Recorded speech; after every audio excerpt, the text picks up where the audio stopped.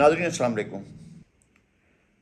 29 मार्च को जो फैसले हुए हैं इन्हें एक तारीख़ी अहमियत हासिल हो गई है। ख़ास तौर पर जो कौमी असम्बली में कानून साजी की गई है और रेगुलेट किया गया है सुप्रीम कोर्ट के उस बिज़नेस को जो अज़ खुद नोटिस के बारे में था, तो इसको हमेशा याद रखा जाएगा। आगे नहीं मालूम कि ये क्या सूरत हाल होती है। जिस तरह कहा जा रहा है कि स्ट्राइक डाउन कर दिया जाएगा और सुप्रीम कोर्ट जो है इसको हटा देगी या स्ट्राइक डाउन कर देगी, तो मेरा ये ख्याल है कि अगर ऐसा हुआ, अव्वल तो ऐसा नहीं होगा, और अगर ऐसा हुआ तो फिर मामला बहुत आगे तक चले जाएंगे।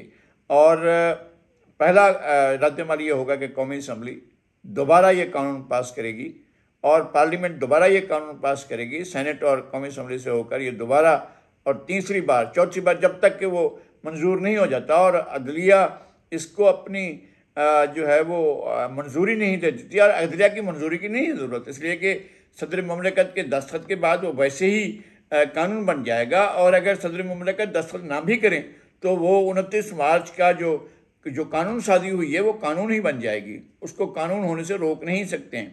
और सुप्रीम कोर्ट का स्ट्राइक डाउन करने का भी जो राइट है वो ऐसा नहीं है कि आंखें बंद करके कोई कानून आया है तो उसको स्ट्राइक डाउन कर जाए। इसके अंदर एक लॉजिक दी गई है, एक मंतक दी गई है और मेरे ख्याल में तजर्बात हैं। हम अगर जाएं माजी के मार्शलाओं की तरफ तो फिर हमारे सामने कुछ बाज़ मिसालें मौजूद हैं। जैसे अयूब खान का मार्शला, उनने फिरोज़ खानून को हटाया। जैसे याह्या खान का मार्शला, उन्होंने अयूब खान को हटाया और उनकी जगह संभाली। ज़ियाउल हक का मार्शला कि ज़ियाउल हक ने जुल्फ़िकार अली भुट्टो को हटाया और उनकी जगह ली।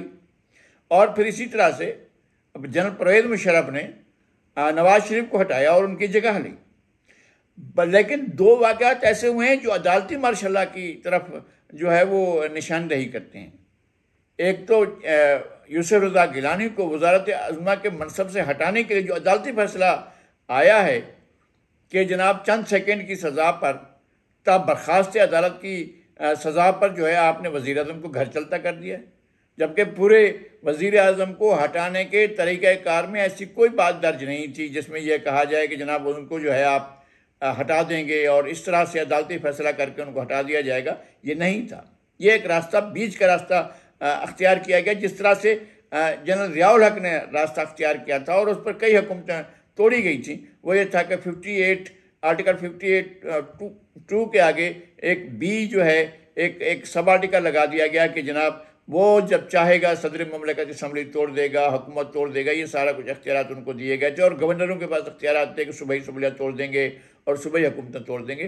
तो वो बड़ी मुश्किल से वापस हुआ था। तो एक नई चीज़ ईजाद कर ली गई थी, वो ये थी कि अदालती सज़ा के ज़रिए दो वज़ीर आज़म को, जनाब यूसुफ रज़ा गिलानी को और जनाब मियाँ मोहम्मद नवाज शरीफ साहब को, इस तरह हटाया गया कि अदालती फ़ैसला आया और अदालती फ़ैसले के ज़रिए उन्हें उनके मनसब से हटा दिया गया।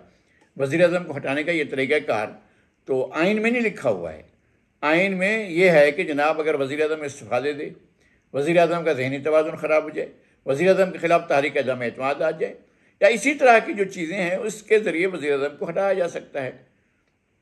लेकिन ये तो खुदा न खास्ता वज़ीर आज़म का इंतकाल हो जाए तो भी वज़ीर आज़म ज़ाहिर है ओहदा खाली हो जाएगा।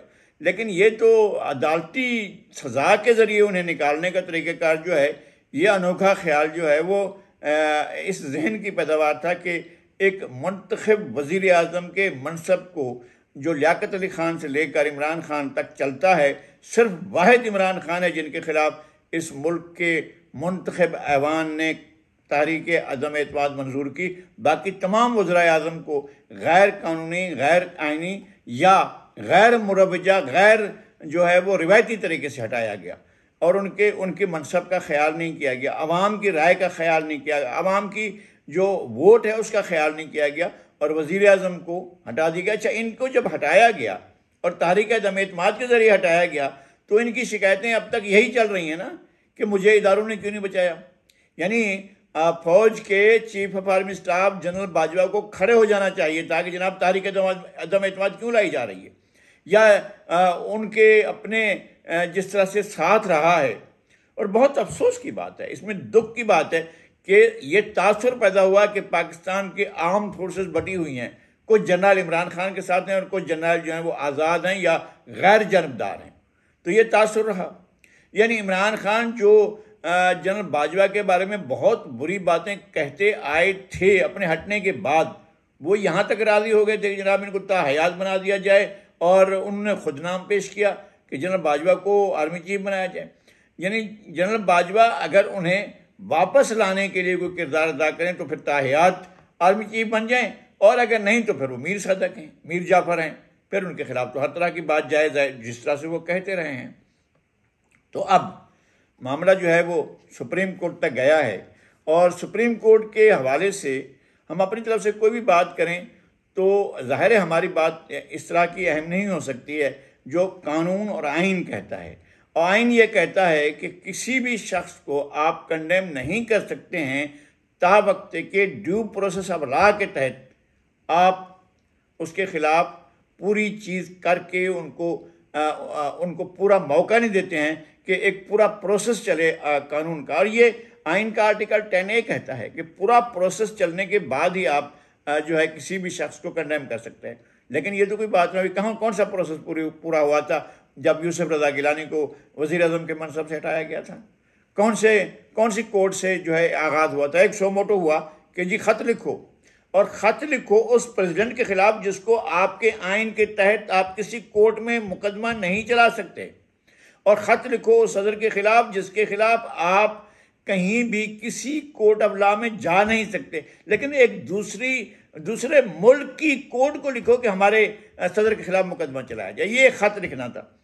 और ये ख़त जो है आइन के ख़िलाफ़ होता। अगर यूसुफ रज़ा गिलानी वो ख़त लिखते तो आइन शिकने के मुर्तकब होते। उन्होंने कहा कि मैं ऐसा ख़त कैसे लिख सकता हूँ, नहीं लिखा तो इसको कहा गया ये कंटेम्प्ट ऑफ कोर्ट है, और उनको ताबरखास्त अदालत सज़ा देकर, यानी 3 सेकंड की या 5 सेकंड की, या बाद लोग कहते हैं 23 सेकंड की, बाद लोग कहते हैं कि वो 1 मिनट पूरा नहीं था, वो सज़ा जो थी 1 मिनट पूरा नहीं थी, वो सज़ा देकर और फिर उन्हें वज़ारत उज़्मा के मनसब से हटाया गया, और फिर नवाज शरीफ को हटाया गया। अच्छा, नवाज शरीफ का एक पहलू अफसोसनाक है, वो ये है कि जब यूसुफ रज़ा गिलानी को हटाया जा रहा था वो तालियां बजा रहे थे, और वो कह रहे थे कि जनाब हट जाओ यहाँ से, इस मनसब पर क्यों बैठे हो, तुम्हें अदालत ने सज़ा दे दी। फिर वही सज़ा हुई कि जनाब एक सो मोटो हुआ और नवाज शरीफ के खिलाफ हुआ, फिर पानामा केस का जो है वो कार्रवाई, फिर इस तरह से वो नावल पढ़े गए, वो जो नावल था गॉडफादर उसको पढ़ा गया, और इस तरह से जो है वो सिसिलियन माफिया आ गई, फिर क्या क्या चीज़ें आ गई। ये हमारी अदालत उज़्मा में इस तरह की चीज़ें होती रही हैं कि जिस तरह से वज़ीर आज़म को हटाया गया सज़ा देने के बाद, और जहाँ सदर ममलिकत को इम्यूनिटी है वहाँ वज़ीर आज़म को भी इम्यूनिटी है। वज़ीर आज़म पर भी नहीं हो सकता है कि आप इस तरह का आइन जब देता है गवर्नर को, वज़ीर आज़म को जब ये इम्यूनिटी देता है तो आप कैसे उस पर ट्रायल भी करते हैं और फिर उनको सज़ाएं भी देते हैं, फिर उनको नाहल भी देते हैं, फिर आप यहाँ तक चले जाते हैं कि ताहयात नाहल करार दे दिया, और जो असल मुद्दा था वो साबित ही नहीं हुआ था। असल मुद्दा नहीं साबित हुआ था, बल्कि एक इकामा निकल आया था, उस इकामे पर जो है वो सज़ा दे दी गई थी और वज़ीर आज़म को घर भेज दिया गया था। अब इस प्रैक्टिस को रोकने के लिए नहीं है, ये इसको रेगुलेट करने के लिए है कि भाई कोई और भी तो इसमें शामिल हो। अचानक जो है वो किसी एक शख्सियत के दिल में आए या कहीं से कोई ऐसी सूरत हाल पैदा हो तो वो जो है वज़ीर आज़म को नाअहल करार दे दें। तो वज़ीर आज़म को अदालत की तरफ से नाअहल करार देने का तरीक़ाकार जो है वो जनरलों के मार्शल के हम पल्ला हो गया, वैसे ही हो गया कि जिस तरह से जनरल मार्शल लगाकर वज़ीर आज़म को हटाते थे, इसी तरह से अदलिया जो है या अदलिया पर बैठे हुए मनसबदार जो हैं, जो जज साहबान जो हैं, वो वज़ीर आज़म को सज़ा सुनाकर घर भेज देते हैं। ये बहरहाल एक तरीक़ाकार जो था। अब मुझे एक ट्वीट रेफ़र करनी है। हमारे दोस्त, हमारे एक तवील अरसे के साथी कामरान खान ने एक ट्वीट की है कि और कोई रास्ता नहीं बचा है चीफ जस्टिस उमर अताब बंदियाल के पास कि वो इस्तीफ़ा दे दें या फिर वो फुल कोर्ट बनाएं, फुल कोर्ट बेंच बनाएं जो इस मामले की समाअत करे, जो उनके ज़ेर समात है। तो मेरा ख्याल ये है कि अव्वल तो इस बात को मान लेना चाहिए कि 4 के मुकाबले में 3 जजेस के फैसले से अज़ खुद नोटिस की जो समात है वो वैसे ही अपना जो नफाज की क़ुव्वत खो चुकी है। लेकिन आज फिर जो है जस्टिस काजी फ़ाइज़ ईसा के फैसले ने, जो उन्होंने 29 मार्च को ही दिया, उसने एक बिल्कुल नई सूरत हाल पैदा कर दी है।